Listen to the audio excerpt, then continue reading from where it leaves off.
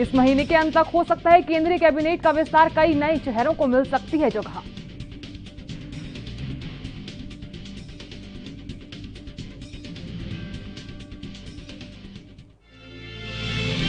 UP में योगी ने 2022 के एजेंडे पर बनाया रोड मैप, मैराथन मीटिंग के 300 पार का दिया नारा।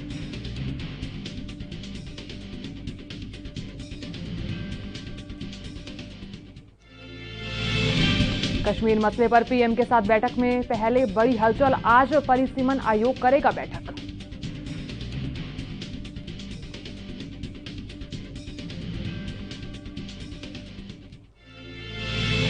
और कांग्रेस ने स्वीकार किया पीएम मोदी का न्योता, 24 जून को सर्वदलीय बैठक में होंगे शामिल।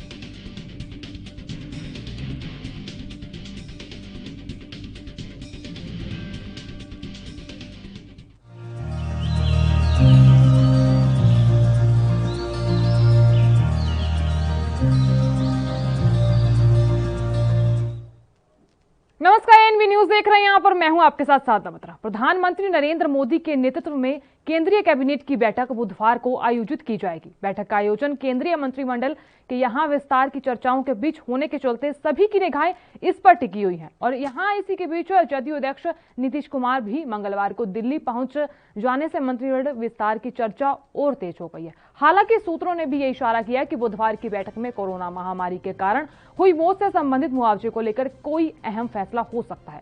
दरअसल यहां 2019 में एनडीए सरकार के सत्ता में लौटने के बाद से एक बार भी मंत्रिमंडल विस्तार नहीं किया गया और यहां कैबिनेट में शिवसेना और शिरोमणि अकाली दल के एनडीए से बाहर जाने और लोजपा कोटे से रामविलास पासवान के निधन के कारण कई जगह खाली चल रही हैं और इसके चलते मंत्रिमंडल विस्तार की चर्चा उठ रही थी।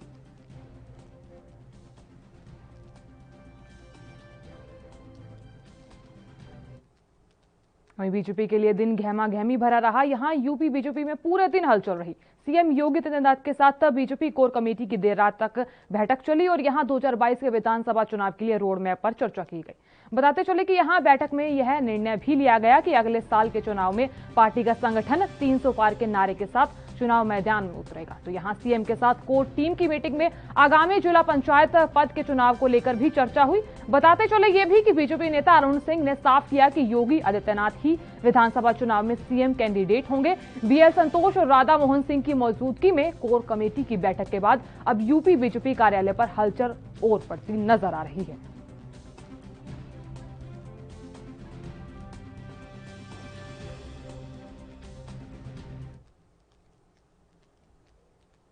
देश में कोरोना की दूसरी लहर की भयावह यादों के बीच यहां संक्रमण लगातार घटता हुआ नजर आ रहा है। वहीं मंगलवार की बात करें तो मंगलवार रात मरीजों की कुल संख्या 3 करोड़ पार कर गई। 1 करोड़ केस तो महज 50 दिन में मिले हैं और वहीं भारत में पहला मरीज 30 जनवरी 2020 को मिला था। बताते चले कि अब तक 2.89 करोड़ मरीज स्वस्थ हो चुके हैं और दूसरी लहर कमजोर पड़ने और टीकाकरण का दायरा बढ़ने के बीच यहां अगर मंगलवार की बात की जाए तो सुबह तक 42,640 नए मामले दर्ज हुए और यह 91 दिनों बाद 50,000 से कम है। सक्रिय मामलों की बात कर ली जाए तो यहां 79 दिनों तक 7 लाख से कम हुए ये केस। भारत में 6 मई को एक दिन में सबसे अधिक 4.14 लाख मामले सामने आए।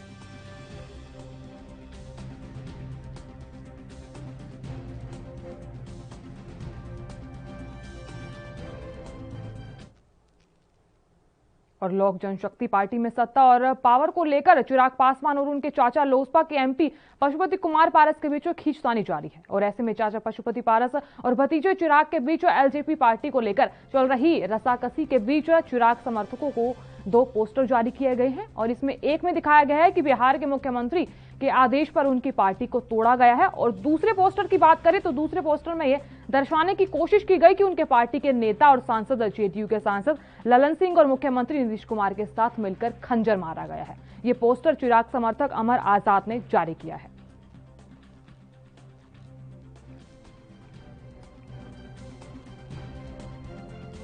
पूरा का पूरा विलन जो लोग बना रहे हैं वो पशुपति पारस जी को बना रहे हैं। एक पारिवारिक झगड़ा हो सकता है, मैं मान सकता हूं, मगर इस फिल्म का जो लोजपा तुड़ी है, जो बिहारी फिल्म नाम मैंने दिया है, इसका पूरा पटकथा सीएम आवास में लिखा गया है और इसके डायरेक्टर नीतीश कुमार जी हैं और मुखबिर का काम ललन सिंह ने किया। मोहरा आपने बताया पशुपति कुमार मोहरा है, तो क्या आप सॉफ्ट टारगेट की मैं बात नहीं कर रहा हूँ।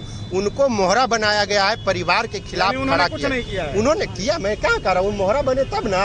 अब कोई मर्डर किसी से करवाए तो मर्डर करने वाला, मर्डर करवाने वाला दोनों उतने ही का भागी होता है, क्योंकि ये प्लान कर करके राजनीतिक हत्या जो करने की कोशिश की गई है चिराग पासवान जी को, ये पूरे बिहार की जनता को। चिराग जी कब आने वाले हैं, क्या करने वाले हैं, कुछ बताया उन्होंने? अमर जी, इस बिहारी फिल्म में हीरो कौन और विलन कौन है? जी, बिहारी फिल्म में हीरो तो चिराग जी हैं और विलन जो है सूरजभान सिंह को मैंने बताया है, और जो निर्देशक हैं नीतीश कुमार जी हैं। उधर एनसीपी नेता शरद पवार के राष्ट्रमंच के नेताओं के साथ बैठक करने पर शिवसेना नेता संजय राउत ने बयान दिया। उन्होंने कहा कि पवार साहब एक बड़े नेता हैं, उनसे लोग राजनीति, अर्थव्यवस्था, अन्य मुद्दों पर सलाह लेते हैं, लेकिन ये बैठक विपक्षी दलों की बैठक है। मैं ये नहीं मानता क्योंकि इस बैठक में एसपी और बीएसपी, वाईएसआरसीपी और टीडीपी, टीआरसी नहीं है। तुम्ही शरद पवारांच्या सोबत प्रामाणिक राहण्यापेक्षा शिवसेनेसोबत प्रामाणिक राहणं गरजेचं. कोणी चंद्रकांत पाटील म्हणतायत. हो, पण शरद पवार आणि शिवसेना एकत्र आहेत ना. शरद पवार आणि शिवसेना एकत्र आहेत हे ते विसरत आहेत. आणि शरद पवार आणि शिवसेना एकत्र आल्यामुळे चंद्रकांत पाटील किंवा भारतीय जनता पक्षाचे लोक सत्तेबाहेर आहेत. त्यांचं दुःख मी समजू शकतो. सर, हिंदी में जानना चाहेंगे, आज पवार साहब मीटिंग कर रहे हैं। देखिए, पवार साहब देश के बड़े नेता है, राजनीति में हो, विरोधी दल के हो, अपोजिशन के बहुत बड़े नेता हैं। लोग हमेशा उनसे सलाह मशवरा करते हैं, राजनीति के बारे में हो या और एजुकेशन हो, इकोनॉमी हो, कोऑपरेटिव सेक्टर हो या कृषि हो, लोग उनसे सलाह मशवरा करते हैं। मेरी जानकारी और जो मेरी कल पवार साहब से बातचीत हुई है फ़ोन पे, तो मुझे ये जानकारी मिली है कि कोई राष्ट्रमंच है यशवंत सिन्हा जी का, उसने स्थापन किया था, उनके जो मेंबर्स हैं उनके साथ पवार साहब से बैठक है। अब उनका मसला है, उनका मामला है, क्या चर्चा है क्या नहीं, लेकिन देश के पूरे विरोधी दलों की यह बैठक है क्या, तो मैं ये मानने को तैयार हूं। सर, तुम्ही म्हणतायत की देशाच्या सगळ्या विरोधी पक्षांची क्या कहना चाहेंगे? प्रशांत किशोर मिले थे पवार साहब को, उसके बाद ये खबर आई कि सारे विरोधी एक होके पवार साहब उसकी मीटिंग कर रहे हैं। ठीक है, लेकिन मैं जो मेरे पास मैं जो नाम देख रहा हूँ आपके माध्यम से, उसमें सब विरोधी दल नहीं है। वैसे देखो तो शिवसेना विरोधी दल में है, इंडिया के साथ नहीं, हम कहाँ है वहाँ। समाजवादी पार्टी हो, मायावती जी की पार्टी है, जगमोहन की पार्टी है, और भी चंद्रशेखर राव तेलंगाना के वहाँ, या अपने चंद्रबाबू नायडू है, ये तो वहाँ नहीं है आज। क्या उनका अलग मंच बना है? नहीं। पवार साहब अगर कोशिश कर रहे हैं एक बड़ा मंच बनाने की, तो मैं समझता हूँ ये उनकी फर्स्ट स्टेप है, ये शुरुआत हो सकती पण है। त्यामध्ये मोदी विरोधी सगळे म्हणजे देखिए, सगळे नाही आहेत. आपण मोदी विरोधी हा शब्द का वापरतो? भाजपा विरोधी. आपण भाजपा विरोधी तरी हा शब्द का वापरताय? या देशामध्ये संसदीय लोकशाहीमध्ये एक मजबूत विरोधी पक्षाची गरज आहे, आणि त्याची व्यवस्था जर एक मोठा नेता पवारांसारखा त्याची व्यवस्था तयारी करत असेल, तर त्याकडे आपण त्या दृष्टीने पाहायला पाहिजे। भाजपा विरोधी, मोदी विरोधी हे शब्द चुकीचे आहेत। यूपीए एक्झिस्ट असताना पुन्हा नव्या विरोधी पक्ष म्हणजे असं कोणी सांगितले का यूपीएच्या विरोधामध्ये काही चाललंय? नाही, असं पवार साहेबही बोललेले नाहीत किंवा राष्ट्रमंच जो काय त्याचे नेते बोलले नाहीत की यूपीएच्या विरुद्ध आहे किंवा मोदींच्या विरुद्ध आहे। प्रबळ विरोधी पक्ष या संदर्भात ही चर्चा असावी। चंद्रशेखर बावनकुळे म्हणाले फक्त प्रताप सरनाईकच नाही, 90% शिवसेनेचे आमदार आणि खासदार हे भारतीय जनता पार्टीच्या संपर्कात। कोणत्या पक्षाचे आहेत बावनकुळे? दिल्ली से बड़ी खबर सामने आ रही है, बताते चलें कि तमाम दर्शकों के सामने इस वक्त की अहम जानकारी। दिल्ली में आज केंद्रीय कैबिनेट की बैठक होने वाली है। आज केंद्रीय कैबिनेट की बैठक होने वाली है। आपको बताते चले कि पीएम नरेंद्र मोदी के नेतृत्व में ये बैठक होने वाली है। आज इस बैठक के काफी ज्यादा मायने हैं। सुबह 11 बजे वीडियो कॉन्फ्रेंसिंग के जरिए ये बैठक होने वाली है। ये बड़ी जानकारी मिल पा रही है। टीकाकरण समेत कई मुद्दों पर इस बैठक में चर्चा हो सकती है। तो यहाँ टीकाकरण समेत कई अहम मुद्दों पर चर्चा हो सकती है। आपको बता दें कि दिल्ली से इस वक्त ये अहम जानकारी आप तक पहुंचा रहे हैं। आज केंद्रीय कैबिनेट की बैठक है और यहाँ पीएम नरेंद्र मोदी के नेतृत्व में ये बैठक होने वाली है। टीकाकरण समेत कई अहम मुद्दों पर आज चर्चा हो सकती है। दिल्ली से ये बड़ी जानकारी आप तक पहुंचा रहे हैं। सुबह 11 बजे ये वीडियो कॉन्फ्रेंसिंग के जरिए बैठक होगी। टीकाकरण समेत कई अहम मुद्दों पर आज चर्चा हो सकती है इस बैठक में। यहाँ इस बैठक के कई अहम मायने।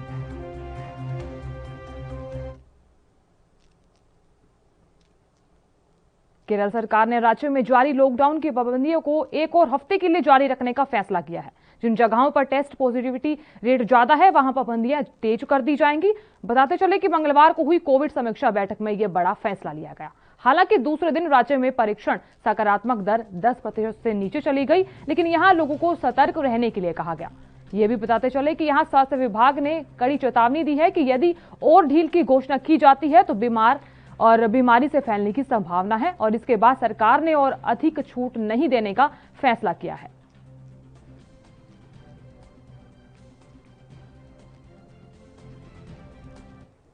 उधर एमपी के उज्जैन से बात कर ली जाए तो सांसद अनिल फिरोजिया लोगों को जागरूक करने के लिए लगातार जनता के बीच जा रहे हैं। वैक्सीन लगवाने और मास्क पहनने के लिए प्रेरित कर रहे हैं। सांसद अनिल फिरोजिया ने मीडिया से चर्चा करते हुए बताया कि प्रदेश के यशस्वी मुख्यमंत्री शिवराज सिंह चौहान ने प्रदेश में रोजाना 10 लाख वैक्सीनेशन का संकल्प लिया है। उन्होंने उज्जैन को 75,000 वैक्सीनेशन कराने का टारगेट दिया था। हमारी मेहनत रंग लाई है। टारगेट से ऊपर 1 लाख से भी ज्यादा लोगों को वैक्सीनेशन कराया गया।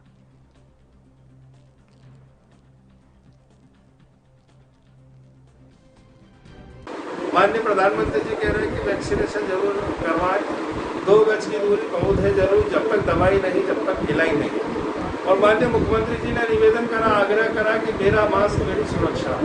अभी हम करीब 60 दिन मान लें, 60 दिन में अभी अनलॉकडाउन हुए हैं और जैसे जैसे हम ढील दे रहे हैं, लेकिन जनता की हमको ये समझ में आ रहा है लापरवाही हो रही है। वो मास्क को गले के नीचे बांधते हैं, मास्क को जेब में रख लेते हैं। मैं उनके हाथ जोड़ता हूँ, पाँव पड़ता हूँ कि भैया मास्क लगा लो। अब अभी अभियान चल रहा है 21 जून से 30 जून तक का वैक्सीनेशन अभियान।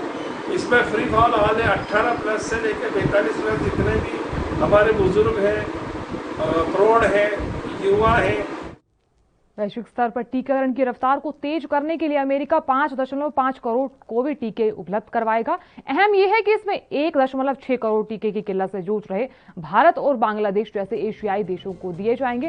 व्हाइट हाउस ने कहा कि दुनिया भर में महामारी के खात्मे के लिए राष्ट्रपति बाइडेन ने टीके उपलब्ध कराने का वादा किया है, और ऐसे में इस ऐलान के तहत घरेलू आपूर्ति में से टीके दान करने की योजना है। जून के अंत तक 8 करोड़ टीके के बंटवारे का संकल्प जताया गया है। बयान में यह भी कहा गया है कि 8 करोड़ टीकों में से 75% टीके कोवैक्सीन अभियान के जरिए वितरित होंगे, जबकि 25% टीके उन देशों को मुहैया कराए जाएंगे जहां कोरोना संक्रमण के ज्यादातर मामले सामने आए हैं।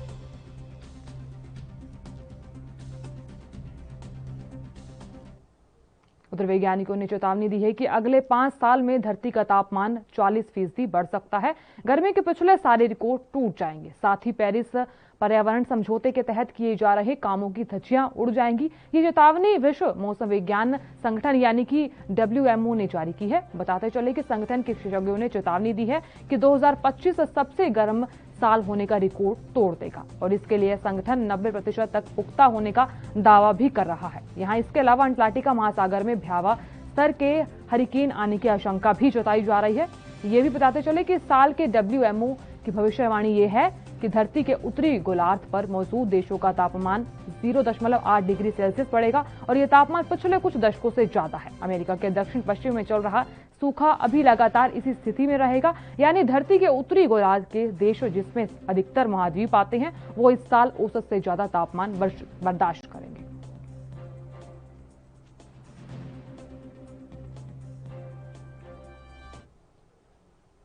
उधर हरियाणा की बात करें तो यहां हरियाणा में रेवाड़ी का दौरा और पार्टी संगठन का विस्तार करने कार्यकर्ता सम्मेलन में चौधरी अभय सिंह चौटाला रेवाड़ी पहुंचे।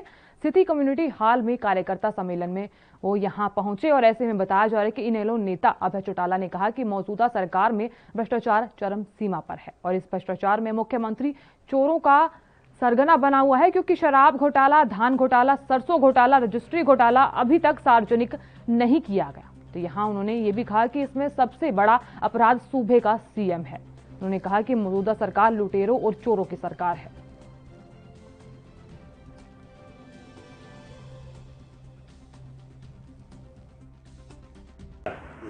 वहीं कानून व्यवस्था का दिवालिया पिट गया। आज की तारीख के अंदर किसी भी व्यक्ति को कहीं जाकर के न्याय अगर वो मांगता है तो न्याय की बजाय उसके साथ अन्याय होता है।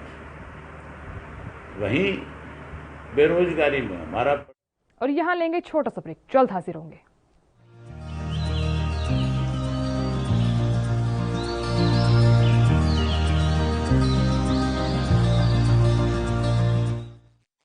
महामारी तो बचण दा इक्को तरीका है टीकाकरण। विश्व भर दे माहिरां दा कहना है कि जे महामारी नूं खत्म करना है तां इस दा इक्को अहम तरीका है जिस विच ਵੱਧ ਤੋਂ ਵੱਧ ਲੋਕਾਂ ਨੂੰ ਟੀਕਾ ਲਗਾਇਆ ਜਾਵੇ। ਇਹ ਵਾਇਰਸ ਨੂੰ ਘਰ ਮਿਲਣ ਤੋਂ ਰੋਕਦਾ ਹੈ ਅਤੇ ਆਮ ਜਨਤਾ ਦੇ ਵਿੱਚ ਫੈਲਣ ਤੋਂ ਰੋਕਦਾ ਹੈ, ਜਿਸ ਨਾਲ ਹਰਡ ਇਮਿਊਨਿਟੀ ਨੂੰ ਹਾਸਲ ਕੀਤਾ ਜਾ ਸਕਦਾ ਹੈ। ਮਾਹਿਰਾਂ ਦਾ ਕਹਿਣਾ ਹੈ ਕਿ ਹਰਡ ਇਮਿਊਨਿਟੀ ਥ੍ਰੈਸ਼ਹੋਲਡ ਸਿਰਫ ਟੀਕਾਕਰਨ ਦੀ ਦਰ ਜ਼ਿਆਦਾ ਹੋਣ ਨਾਲ ਪ੍ਰਾਪਤ ਹੋਵੇਗੀ ਅਤੇ ਸਿਰਫ ਇਸ ਦੇ ਨਾਲ ਹੀ ਅਸੀਂ ਆਮ ਜ਼ਿੰਦਗੀ ਵੱਲ ਵੱਧ ਸਕਦੇ ਹਾਂ। ਜ਼ਿਆਦਾਤਰ ਆਬਾਦੀ, ਜਿਸ ਦੇ ਵਿੱਚ ਤਕਰੀਬਨ 60-70% ਲੋਕ ਹੁਣ ਹਰਡ ਇਮਿਊਨਿਟੀ ਬਿਮਾਰੀ ਦੇ ਸੰਪਰਕ ਵਿੱਚ ਆਉਣ ਨਾਲ ਜਾਂ ਤਾਂ ਟੀਕਾ ਲਗਵਾਉਣ ਕਰਕੇ ਹਾਸਲ ਕਰ ਸਕਦੇ ਹਨ। ਟੀਕਾਕਰਨ ਮੁਹਿੰਮ ਨੂੰ ਚੁਣੌਤੀ ਦੇਣ ਵਾਲੇ ਕੁਝ ਕਾਰਕ ਹਨ। ਟੀਕਾ ਲਗਵਾਉਣ ਵਿੱਚ ਹਿਚਕਚਾਹਟ, ਨਵੇਂ ਵੇਰੀਐਂਟ ਦਾ ਆਉਣਾ ਅਤੇ ਬੱਚਿਆਂ ਦੇ ਲਈ ਟੀਕਾਕਰਨ ਮੁਹਿੰਮ ਵਿੱਚ ਦੇਰੀ ਹੋਣਾ ਹੈ। ਭਾਰਤ ਦੇ ਵਿੱਚ ਹੁਣ 3 ਟੀਕਿਆਂ ਨੂੰ ਮਾਨਤਾ ਮਿਲ ਚੁੱਕੀ ਹੈ ਅਤੇ ਬਹੁਤਿਆਂ ਨੂੰ ਜਲਦੀ ਹੀ ਮਾਨਤਾ ਮਿਲ ਜਾਵੇਗੀ। ਕੋਵਿਸ਼ੀਲਡ, ਜਿਹੜੀ ਕਿ ਐਸਟਰਾਜ਼ੈਨੇਕਾ ਵੈਕਸੀਨ ਹੈ, ਭਾਰਤ ਦੇ ਸੀਰਮ ਇੰਸਟੀਚਿਊਟ ਦੁਆਰਾ ਬਣਾਈ ਗਈ ਹੈ। ਕੋਵਿਸ਼ੀਲਡ ਇੱਕ ਵਾਇਰਲ ਵੈਕਟਰ ਵੈਕਸੀਨ ਹੈ ਜੋ ਸਪਾइक प्रोटीन RNA ਨੂੰ ਟ੍ਰਾਂਸਫਰ ਕਰਦਾ ਹੈ,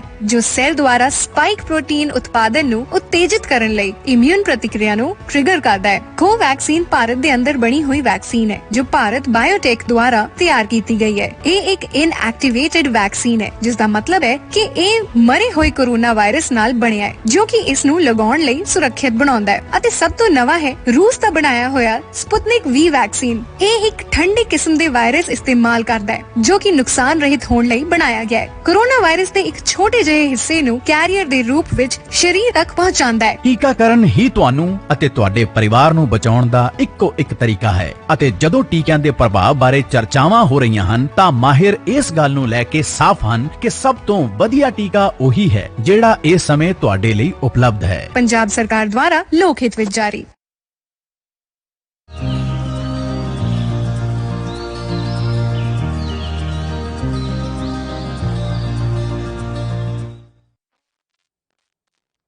ब्रेक के बाद सभी का स्वागत है। खबरों में आगे बढ़ेंगे और अब बात यूपी के बुलंदशहर की करेंगे, जहां आपूर्ति विभाग की टीम ने सरकारी योजनाओं के तहत यहां घपले की छापेमारी की है। बताया जा रहा है कि यहां छापेमारी की कार्रवाई को अंजाम दिया गया है। दरअसल आपूर्ति विभाग को मिड डे मील की सरकारी योजना में घपला होने की जानकारी मिली थी, जिस पर खुर्जा SDM के निर्देश पर आपूर्ति विभाग की टीम ने एक आटा चक्की पर छापेमारी की कार्रवाई की है।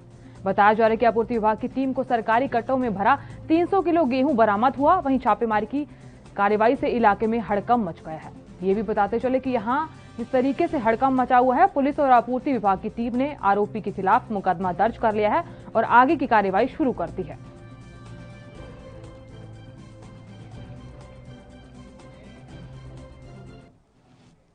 और यहां लेंगे छोटा सा ब्रेक। बने रहिए हमारे साथ और देखते रहिए ANV न्यूज।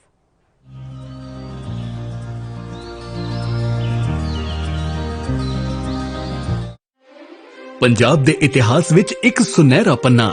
ਸਮੁੱਚੇ ਭਾਰਤ ਵਿੱਚ ਪੰਜਾਬ ਬਣਿਆ ਸਿੱਖਿਆ ਦੇ ਖੇਤਰ ਵਿੱਚ ਨੰਬਰ 1। ਭਾਰਤ ਸਰਕਾਰ ਨੇ ਐਲਾਨ ਕੀਤਾ ਕਿ ਅਨੁਸੂਚਿਤ ਜਾਤੀਆਂ, ਲੜਕੀਆਂ ਅਤੇ ਵਿਕਲਾਂਗ ਬੱਚਿਆਂ ਨੂੰ ਸਿੱਖਿਆ ਪ੍ਰਦਾਨ ਕਰਨ ਲਈ ਪੰਜਾਬ ਹੀ ਹੈ ਸਰਵ ਉੱਤਮ ਸੂਬਾ। ਨਾਲ ਹੀ ਇਹ ਵੀ ਘੋਸ਼ਣਾ ਕੀਤੀ ਕਿ ਸਿੱਖਿਆ ਦੇ ਬੁਨਿਆਦੀ ਢਾਂਚੇ ਦਾ ਭਾਰਤ ਭਰ ਵਿੱਚ ਹੈ ਪਹਿਲਾ ਸਥਾਨ। ਲੈਬੋਰੇਟਰੀਆਂ, ਕੰਪਿਊਟਰ ਲੈਬ, ਸਾਫ਼ ਪੀਣ ਦਾ ਪਾਣੀ, ਟਾਇਲਟ, ਕਲਾਸਰੂਮਾਂ ਦੀ ਗਿਣਤੀ, ਸਕੂਲ ਦਾ ਗਵਾਂਢ ਵਿੱਚ ਹੋਣਾ, ਇਹਨਾਂ ਸਭ ਮਾਪਦੰਡਾਂ ਵਿੱਚ ਪੰਜਾਬ ਨੇ ਸਮੁੱਚੇ ਸੂਬਿਆਂ ਨੂੰ ਪਿੱਛੇ ਛੱਡਿਆ। ਜੋ ਪੰਜਾਬ ਦਾ ਨਾਮ ਵਧ ਰਿਹਾ ਉਹ ਤੁਸੀਂ ਬਣਾਇਆ, ਤੁਸੀਂ ਸਾਰੇ ਟੀਚਰਾਂ ਨੇ। ਮੈਂ ਤੁਹਾਡੇ ਸਾਰਿਆਂ ਨੂੰ ਦਿਲੋਂ ਬਹੁਤ ਧੰਨਵਾਦੀ ਹਾਂ ਤੁਹਾਡਾ। ਪ੍ਰਿੰਸੀਪਲ, ਹੈਡਮਾਸਟਰ ਤੇ ਟੀਚਰਾਂ ਦੀ ਉਪਲਬਧਤਾ, ਵਿਦਿਆਰਥੀਆਂ ਅਤੇ ਟੀਚਰਾਂ ਦੀ ਹਾਜ਼ਰੀ, ਸਕੂਲ ਵਿੱਚ ਦੁਪਹਿਰ ਦਾ ਭੋਜਨ, ਪਾਰਦਰਸ਼ਤਾ ਨਾਲ ਟੀਚਰਾਂ ਦੀ ਭਰਤੀ ਨਾਲ ਪੰਜਾਬ ਦਾ ਸੂਬਾ ਬਣਿਆ ਦੇਸ਼ ਦਾ ਮੋਹਰੀ। ਬੱਚਿਆਂ ਦਾ ਸਕੂਲ ਵਿੱਚ ਦਾਖਲਾ, ਪੜ੍ਹਾਈ ਛੱਡ ਚੁੱਕੇ ਬੱਚਿਆਂ ਨੂੰ ਦੁਬਾਰਾ ਸਕੂਲ ਵਿੱਚ ਪੜਾਉਣਾ, ਬੱਚਿਆਂ ਨੂੰ ਪੜ੍ਹਾਈ ਛੱਡਣ ਤੋਂ ਰੋਕਣਾ, ਇਹਨਾਂ ਮਾਪਦੰਡਾਂ ਵਿੱਚ ਵੀ ਪੰਜਾਬ ਨੇ ਹਾਸਲ ਕੀਤਾ ਪਹਿਲਾ ਸਥਾਨ। ਅਸੀਂ ਹੁਣ ਪਹੁੰਚ ਗਏ ਹਾਂ ਪਹਿਲੇ ਨੰਬਰ ਤੇ। ਹੁਣ ਆਪਾਂ ਪਹਿਲੇ ਨੰਬਰ ਤੋਂ ਉਤਰਨਾ ਨਹੀਂ, ਉੱਥੇ ਹੀ ਰਹਿਣਾ ਹੈ ਔਰ ਉੱਥੇ ਹੀ ਤਗੜੇ ਰਹਿਣਾ ਹੈ। ਪੰਜਾਬ ਸਰਕਾਰ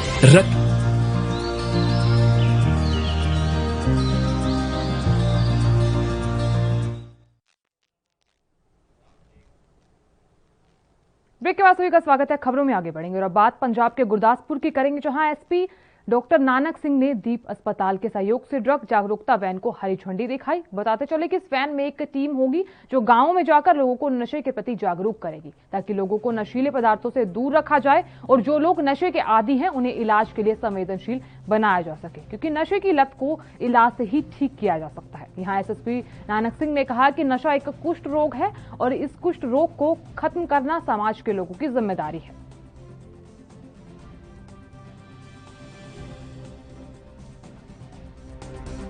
ड्रग ਅਬਿਊਜ਼ ਵਾਸਤੇ ਅਸੀਂ ਇਹ ਜਾਗਰੂਕਤਾ ਵੈਨ ਚਲਾਈ ਹੈ ਉਮੀਦ ਹਸਪੀਟਲ ਨਾਲ ਰਲ ਕੇ, ਤਾਂ ਕਿ ਲੋਕਾਂ ਨੂੰ ਇਹਦੇ ਬਾਰੇ ਅਵੇਅਰ ਕੀਤਾ ਜਾ ਸਕੇ। ਜਿਹੜਾ ਇੱਕ ਸੋਸ਼ਲ ਸਟਿਗਮਾ ਅਟੈਚਡ ਹੈ ਡਰੱਗ ਐਡਿਕਸ਼ਨ ਨਾਲ, ਉਹਨੂੰ ਦੂਰ ਕੀਤਾ ਜਾ ਸਕੇ ਤੇ ਦੱਸਿਆ ਜਾ ਸਕੇ ਕਿ ਇੱਕ ਡਿਜ਼ੀਜ਼ ਹੈ ਜਿਹਨੂੰ ਟਰੀਟ ਕੀਤਾ ਜਾ ਸਕਦਾ ਦਵਾਈਆਂ ਨਾਲ। ਸੋ ਇਹਦੇ ਵਿੱਚ ਕਾਉਂਸਲਰ ਹੋਣਗੇ, ਸਪੀਕਰਸ ਲੱਗੇ ਹੋਣਗੇ, ਪਬਲਿਕ ਮੀਟਿੰਗਸ ਕੀਤੀਆਂ ਜਾਣਗੀਆਂ। ਪਿਛਲੇ ਇੱਕ ਹਫ਼ਤੇ ਸਾਡੇ ਡੀਐਸਪੀਜ਼ ਐਸਐਚਓਜ਼ ਵੱਲੋਂ ਵੀ ਪਬਲਿਕ ਮੀਟਿੰਗਸ ਕੀਤੀਆਂ ਗਈਆਂ, ਬਟ ਇਹਦੇ ਵਿੱਚ ਕਾਉਂਸਲਰਸ ਨਾਲ ਜਾ ਕੇ ਐਕਸਪਰਟ ਓਪੀਨੀਅਨ ਦੇ ਕੇ ਲੋਕਾਂ ਨੂੰ ਗਾਈਡ ਕਰਨਗੇ ਤੇ ਉਹਨਾਂ ਨੂੰ ਅਵੇਅਰ ਕਰਨਗੇ। ਪੰਜਾਬ ਦੇ ਨਾਲ ਮਿਲ ਕੇ ਇੱਕ ਵੈਨ ਸਟਾਰਟ ਕੀਤੀ ਹੈ ਜਿਹੜੀ ਪਿੰਡਾਂ ਦੇ ਵਿੱਚ ਜਾ ਕੇ ਅਵੇਅਰਨੈਸ ਕ੍ਰੀਏਟ ਕਰੇਗੀ ਨਸ਼ੇ ਦੇ ਖਿਲਾਫ। ਉਹ ਐਸਐਸਪੀ ਸਾਹਿਬ ਨੇ ਬੜੇ ਜ਼ਬਰਦਸਤ ਤਰੀਕੇ ਦੇ ਨਾਲ ਇਸ ਚੀਜ਼ ਨੂੰ ਸਮਝਿਆ ਹੈ ਤੇ ਸਾਡਾ ਸਾਥ ਦੇ ਰਹੇ ਨੇ ਕਿ ਲੋਕੀ ਬਿਮਾਰ ਨੂੰ ਫੜਦੇ ਨੇ, ਪਰ ਅਸੀਂ ਬਿਮਾਰੀ ਨੂੰ ਫੜ ਕੇ ਉਹਦਾ ਟ੍ਰੀਟਮੈਂਟ ਕਰਨਾ ਤਾਂ ਕਿ ਜਿਹੜੇ ਇਸ ਚੀਜ਼ ਦੇ ਵਿੱਚ ਨਸ਼ੇ ਦੇ ਵਿੱਚ ਫਸੇ ਹੋਏ ਲੋਕ ਆਪਣੇ ਘਰ ਬਰਬਾਦ ਕਰ ਰਹੇ ਨੇ, ਉਹਨਾਂ ਨੂੰ ਚੰਗਾ ਜੀਵਨ, ਚੰਗੀ ਸਿਹਤ ਦੇ ਕੇ ਸਮਾਜ ਦੇ ਵਿੱਚ ਚੰਗੇ ਤਰੀਕੇ ਦੇ ਨਾਲ। उत्तर प्रदेश की बात करें तो यहाँ उत्तर प्रदेश के रायबरेली में पुलिस ने 15,000 की इनामी शिक्षिका अनामिका शुक्ला के शैक्षणिक प्रमाण पत्रों पर कस्तूरबा गांधी आवासीय बालिका विद्यालय बछरावा में नौकरी करने वाली युवती को लखनऊ से गिरफ्तार किया है। बताते चले कि इससे पूर्व अंबेडकर नगर और गोंडा जिलों में भी अनामिका नाम से शिक्षक की नौकरी का मामला सामने आया था। गौरतलब है कि पुलिस की गिरफ्त में आई फर्जी अनामिका का असली नाम मंजेश कुमारी है। वो कन्नौज के रामपुर की निवासी है। पुलिस के अनुसार पिछले 6 महीने से मंजेश लखनऊ के ठाकुरगंज में निजी अस्पताल में नर्स की नौकरी कर रही थी और इस बार उसने अपने शैक्षणिक प्रमाण पत्र लगाए थे, जिस पर पुलिस ने कार्रवाई करते हुए उसे अस्पताल से गिरफ्तार कर लिया है।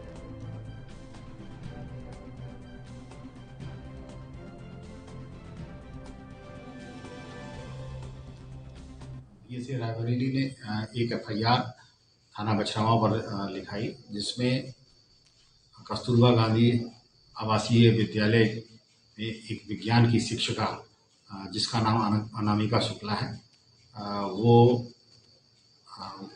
उसके नाम पर एक दूसरी युवती द्वारा नौकरी की बात उसमें लिखी हुई थी। इसकी पूरी विवेचना एसओ बछरावा द्वारा की गई। विवेचना के दौरान में उन्होंने पाया कि अनामिका शुक्ला के डॉक्यूमेंट्स पर मंजेश उर्फ अंजलि नाम की एक युवती जो कि कन्नौज की रहने वाली है, उसके द्वारा नौकरी की जा रही है और वेतन लिया जा रहा है। उन्होंने इसको अपनी विवेचना के दौरान अभियुक्त बनाया और उस पर 15,000 रुपये का इनाम भी घोषित कराया। उस अभियुक्त को आज थाना बछरावा की पुलिस ने गिरफ्तार कर लिया है और उसको न्यायिक अभिरक्षा में है। उधर बिहार की बात करें तो यहाँ बिहार में पिछले दिनों से जारी भारी बारिश के चलते पटना में गंगा का जलस्तर जिस रफ्तार से बढ़ा उसी रफ्तार से उतरने भी लगा है और ऐसे में यहाँ हाथीदह से भागलपुर तक गंगा के जलस्तर में वृद्धि जारी है। सूबे की अमूमन सभी नदियों में उतार चढ़ाव का सिलसिला जारी है। वहीं पटना की बात कर ली जाए तो पटना में बारिश के बाद गांधी घाट पर गंगा नदी का जलस्तर बढ़ा है। केंद्रीय जल आयोग के निदेशक ने बताया कि गंगा नदी का जलस्तर खतरे के निशान से काफी नीचे है। यहाँ का चेतावनी स्तर 47.6 मीटर और खतरे का स्तर 48.6 मीटर है और अभी यहाँ का स्तर 47.17 मीटर है, जो चेतावनी स्तर से नीचे है। और यहाँ साथ ही प्रशासन ने बाढ़ जैसे हालातों को निपटने के लिए अपनी व्यवस्थाएं पूरी कर ली है। गंगा में अभी हमारे पास जो पटना में हमारा एक साइट है गांधी घाट, उसमें अभी वार्निंग लेवल से, डेंजर लेवल से तो काफ़ी नीचे है, अभी वार्निंग लेवल से भी अभी नीचे है। वार्निंग लेवल से वो करीब करीब आधा मीटर कम है अभी। तो ये जो सर जलस्तर में वृद्धि हो रही है, क्या इसका मुख्य कारण क्या? मुख्य कारण तो बारिश ही है। जितना ज़्यादा बारिश होगा उसी हिसाब से, उसी के रेशियो में जो है गंगा का लेवल, गंगा या मतलब इसके जो सहायक नदियां भी है उनकी कमांड में भी बारिश होता है तो उसका पानी जैसे जैसे गंगा में आएगा तो जलस्तर इसका बढ़ना शुरू हो जाएगा। इनफैक्ट बढ़ रहा है बट अभी वार्निंग लेवल से नीचे है। अगर पिछले 7 दिन की बात करें तो गंगा के वाटर लेवल में कितनी बढ़ोतरी हुई है 7 दिन या 2 दिन की बात, किस रेशियो से बढ़ रहा है, मतलब 1 मीटर 2 मीटर ऐसा कुछ? एक्चुअली रेशियो बताना तो थोड़ा मुश्किल है, बट यही है कि मतलब जैसे जैसे जितना बारिश होगा गंगा का जो कमांड एरिया है। उधर हरियाणा के सोनीपत में कभी लो तो कभी हाई वोल्टेज अलग अलग बिजली से चलने वाले उपकरणों को खराब कर रही है। कारण जर्जर और ढीले तार हैं। जिले भर में 100 किलोमीटर से अधिक तारों को बदलने की जरूरत है। बजट की मंजूरी नहीं मिलने से किश्तों में तार बदलने का काम निगम कर रहा है और ऐसे में सिटी डिवीजन की तरफ से शहर की 20 से अधिक कॉलोनियों के लोगों को राहत देने के लिए अब 13 किलोमीटर लंबी लाइन बदली जाएगी। बताते चले कि इस पर निगम की तरफ से करीब 90 लाख रुपए की धनराशि खर्च की जाएगी। उत्तरी हरियाणा बिजली वितरण निगम की तरफ से जिले भर में करीब 4,10,000 उपभोक्ताओं को सेवाएं दी जा रही हैं और इसमें शहर और ग्रामीण के कई क्षेत्र में उपभोक्ता बिजली और इसी के तहत टिपिंग और लो वोल्टेज की समस्या से जूझ रहे हैं और इसी समस्या के समाधान के लिए लोग मांग कर रहे हैं, लेकिन यहां निगम के अधिकारियों की ओर से लोगों को आश्वासन देकर काम चलाया जा रहा है। उधर यूपी के अयोध्या में जिला महिला अस्पताल में लगे पहले ऑक्सीजन प्लांट का मंडलायुक्त MP अग्रवाल ने उद्घाटन किया। उक्त अवसर पर ऐसे में कमिश्नर SP अग्रवाल ने कहा कि जिला महिला अस्पताल में लगे पहले ऑक्सीजन प्लांट में 50 लीटर प्रति मिनट ऑक्सीजन जनरेट होगा।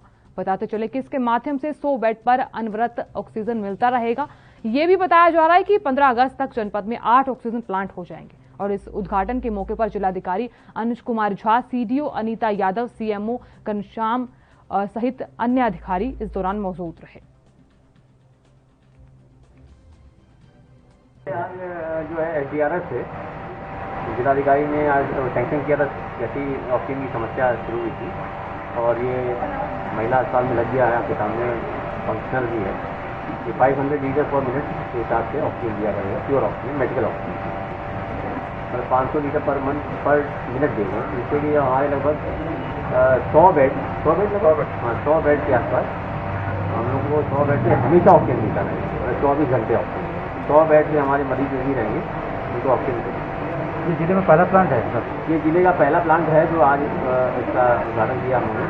इसके अलावा लगभग 30 जून तक हमारे पास 30 प्लांट और। उधर हरियाणा के भिवानी में चंडीगढ़ रोड पर ओवरब्रिज बनने से लोगों को काफी दिक्कतों का सामना करना पड़ रहा है। शाम के समय यह समस्या और भी ज्यादा बढ़ जाती है, यहां तक जाम की स्थिति भी बन जाती है। यहां लोगों को आने जाने में काफी मुसीबतों का सामना करना पड़ रहा है। यहां इस रोड पर भिवानी खेड़ा विधायक विश्वभर वाल्मीकि ने पहुंचकर रेलवे ब्रिज का जायजा लिया। उन्होंने बताया कि शहर का सौंदर्यीकरण करने के लिए हरियाणा सरकार शहर के चारों तरफ पुल बना रही है, लेकिन ठेकेदार द्वारा रास्ता अलग से न बनने से लोगों को काफी दिक्कतों का सामना करना पड़ रहा है। जल्द ही रास्ता अलग से बना दिया जाएगा और यहां अलग से बनाकर रास्ता अलग भी कर दिया जाएगा। लोगों को दिक्कतों का सामना अब नहीं करना पड़ेगा।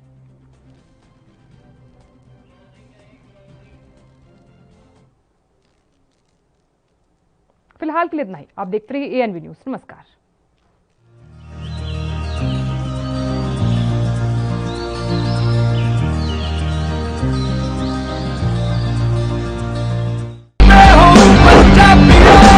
रूरल कोरोना वॉलंटियर्स कह के एक 7 ਬੰਦਿਆਂ ਦਾ ਗਰੁੱਪ ਹਰ ਪਿੰਡ ਦੇ ਵਿੱਚ ਬਣਾਇਆ ਜਾਏ ਔਰ 7 ਮੈਂਬਰ ਦਾ ਗਰੁੱਪ ਆਪਣੇ ਪਿੰਡਾਂ ਦੇ ਵਿੱਚ ਘੁੰਮੇ ਔਰ ਇਹਦੇ ਵਿੱਚ ਉਹਨਾਂ ਨੂੰ ਐਮਫਸਾਈਜ਼ ਕਰਨਾ ਚਾਹੀਦਾ ਹੈ ਟੈਸਟ ਕਰੋ ਜੈਸੇ ਮੈਂ ਤੁਹਾਨੂੰ ਦੱਸਿਆ ਜਿੱਥੇ ਫਿਰ ਅਗਰ ਕੋਈ ਪੋਜ਼ਿਟਿਵ ਨਿਕਲਿਆ ਉਹ ਕਿਹਨੂੰ ਮਿਲਿਆ ਉਹਨੂੰ ਟ੍ਰੇਸ ਕਰੋ ਕਿ ਜਾ ਕੇ ਦੇਖੋ ਕਿ ਕਿਹਨੂੰ ਮਿਲਿਆ ਉਹਨੂੰ ਵੀ ਟੈਸਟ ਕਰੋ ਔਰ ਫਿਰ ਜਿਹੜੇ ਕੋਵਿਡ